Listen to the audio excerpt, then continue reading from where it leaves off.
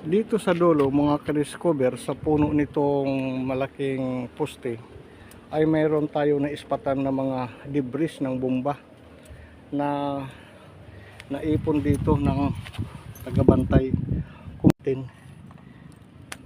Ayan na. Hindi na ito sasabog dahil ay mga shop nila lang ito or debris. Hindi na ito delikado. Ito mayroon siya dito maliit. Mapa ng Pilipinas, Luzon, Visayas at Mindanao. Halina, mag-explore! 360 compass orientation, let's go! Bali dito tayo ngayon sa World War II Pier noong kapanahonan ng mga Japanese at American. Ito yung malaking pier na noong kapanahonan pa ng World War II. Ito yung angkla nila sa barko nga doon dumadaong dito at itinatali yung mga lubid at saka pangalawa pa yun na angkla. Kung makikita natin, ito ay sa World War II pa ito ng mga Japanese. Dati ay American tapos nakubkob ng mga Japanese. Dito mga ka-discover, ito po yung dating ito yung mga bakal noong kapanahonan.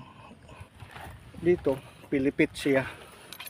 Ito pa yung pinaka gutter na tabunan na sa bundok at saka yung sinauna ng mga bakal ang lalaki at saka matitibay ito. Hanggang ngayon ay hindi pa rin talaga siya nabubulok. Dito sa base ng pier na ito ay mayroon sila itong mga artifact ng mga possible na mga ito ng bomba, mga sharpnail na tinatawag. Ayan, makakapal ang mga bakal na ito. Ito yung tumatalsik sa bomba. Ang tawag dito ay sharpnail. So dito marami nga nagkalat. Ito ay matindi ito na mga pag tumama ito sa individual o tao ay hindi talaga mabubuhay. Marami dito mga ka-discover ang ating ngayon nakita ng mga sharpnail. Ayan. Dito sa east direction, ito ang makikita natin na pinakagilid ng dagat. Ito yung gilid ng pier. Ito yung dulo, may daanan dito. Ay yung butas na malaki. At ito yung struktura. At mayroon ito taas no, sa 30 meters mga ka-discover. Ito ay tatlong parang layer. Isa doon, pangalawa, tatlo. Dito natin makikita yung pinaka point ng mga barko na dito dumadaong daw yung mga war vessel nila. So makikita pa natin doon banda sa malayo yung mga barko na nakadaong na diyan sila, dito sila nagpupundo o doon nagpupundo. May 360 degrees tayo kumpas kung makikita natin kung ano ang setting nitong pier papunta dito sa labas. Ito ay naka norte siya. Ito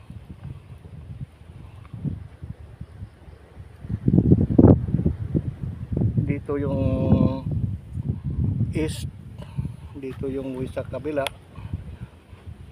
O may pusa dito si Miming. Ayan. At doon yung norte papunta. Sa pagitan nito yun ang north direction 360 degrees. So itong bundok ay nasa west direction. mayroon po sa dumating. Ayan, kasama na lang siya sa pag vlog natin. Ito ay naka-orient itong bato na ito, malapad. Ito ay norte na bato papunta doon sa unahan. Ayan, ito naman na side ay west direction 270 punta dyan.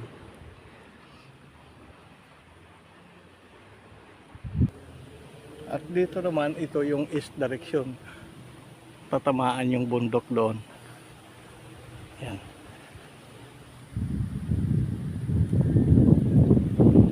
Ang west direction ay tatamaan din yung itong side ng dagat. Mayroon na doon nagpipising mga ka-discover. Ito ang orientation ng pier at naka 360 degrees. At dyan nakatutok. Pupunta natin yung norte, yung dulo, kung ano ang makikita natin. Dito ay mayroon silang parang defense. At ito yung kung mayroon doon na atake na barko, possible nga dito lang sila magmamaneuver.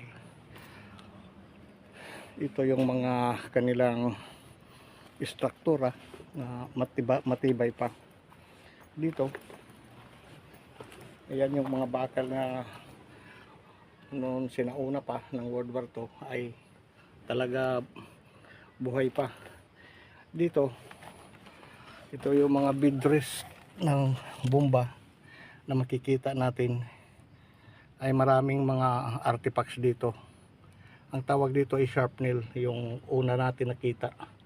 Marami dito nagkakalat mga ka-discover nga possible nga ito ay pinulugan ng bomba siguro. Diyan nagkakalat pa sa ilalim. So dito tayo sa unahan at medyo nasa 30 meters pa.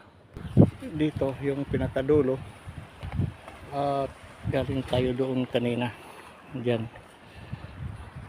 Dito tayo sa gilid, mahirap na, baka mahulog tayo dito. So ito yung pinaka-kanto, nasa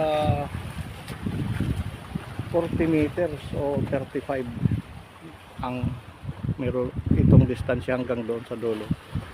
At ito may mga vandalism na dito. Ayan.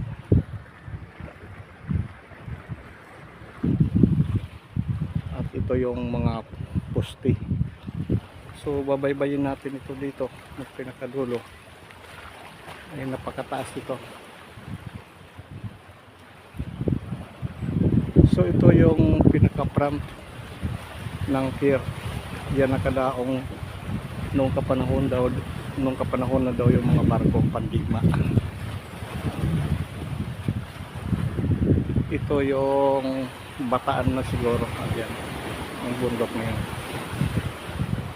At dito sa side mayroon siyang padding. Kung makikita natin, 3 layer. At dito yung pinakadulo. Dito sa pier na ito ay nanatili pa ring matibay yung mga bakal at saka mga istruktura na dati pa dito ay ito pa ngayon ang nakatayo. Makikita natin yung mga poste. Mayroon pa sila mga lock. Marami po salamat sa ating panonood at ito lang ang ating ngayon na discover na old pier noong kapanahunan ng World War II.